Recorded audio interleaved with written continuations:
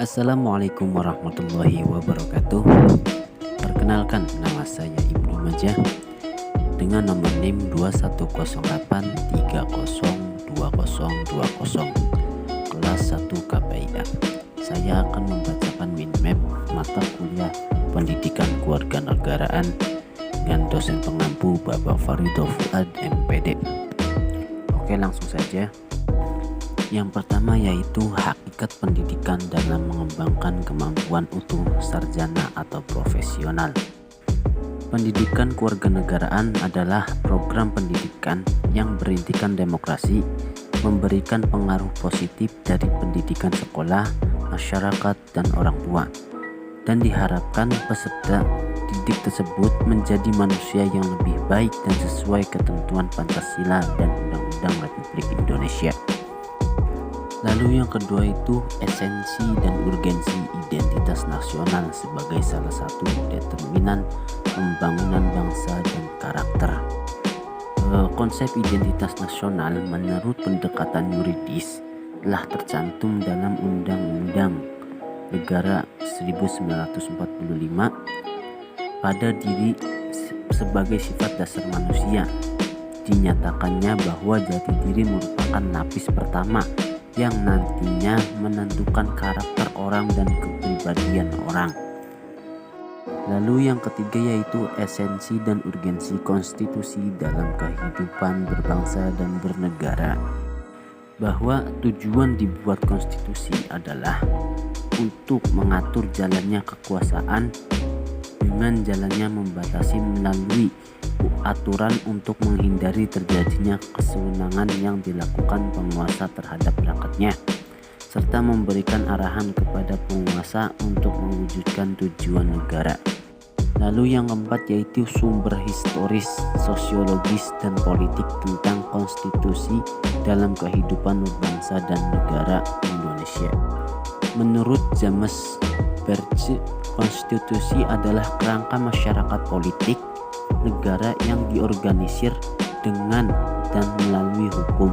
Dengan kata lain, hukum menetapkan adanya lembaga-lembaga permanen dengan fungsi yang telah ditetapkan.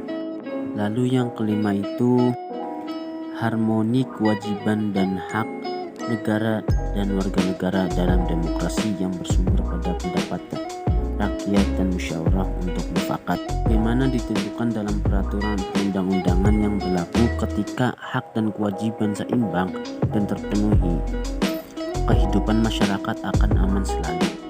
Lanjut yang keenam yaitu historis sosiologis politik tentang harmoni kewajiban dan hak negara dan warga negara Indonesia. Konsep ini pertama kali diperkenalkan oleh Presiden Amerika Serikat Franklin D. Roosevelt.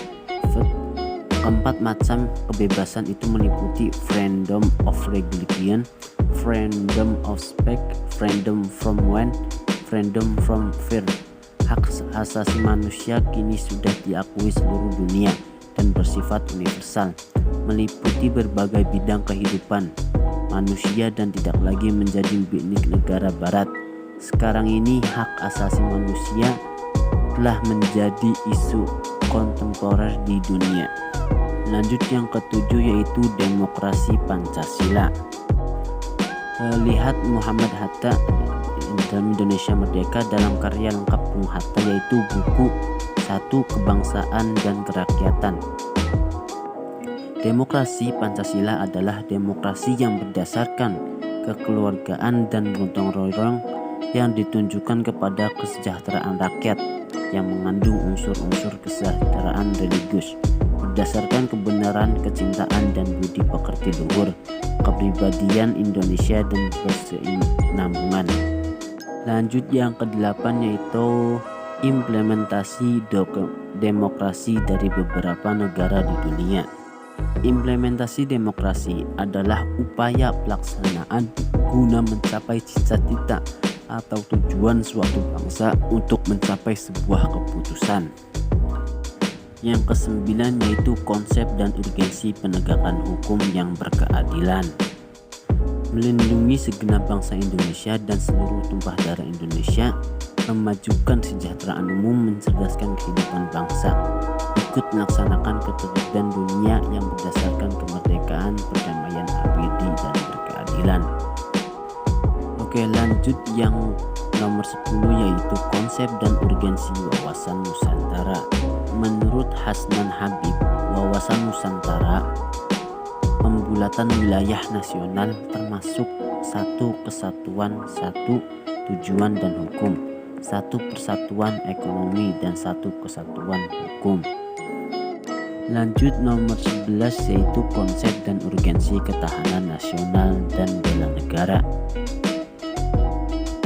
Bela negara adalah istilah konstitusi terdapat dalam pasal 27 ayat 3 Undang-Undang 1945. Setiap warga negara berhak dan wajib ikut serta dalam upaya pembelaan negara. Yang terakhir yaitu nomor 12, mengetahui kelebihan bangsa Indonesia yang sesuai dengan wawasan Nusantara untuk mewujudkan ketahanan negara. Menurut M. Panggebean 1979.2.349, wawasan Nusantara adalah doktrin politik bangsa Indonesia untuk mempertahankan kelangsungan hidup NKRI yang didasarkan Pancasila dan UUD 45. Ketahanan hidup adalah kondisi kehidupan nasional yang harus diwujudkan dan dibina secara dini, terus-menerus, dan terpadu dan sinergis. Oke, terima kasih banyak. Mungkin segitu saja yang bisa saya sampaikan. Mohon maaf bila ada kesalahan. Wassalamualaikum warahmatullahi wabarakatuh.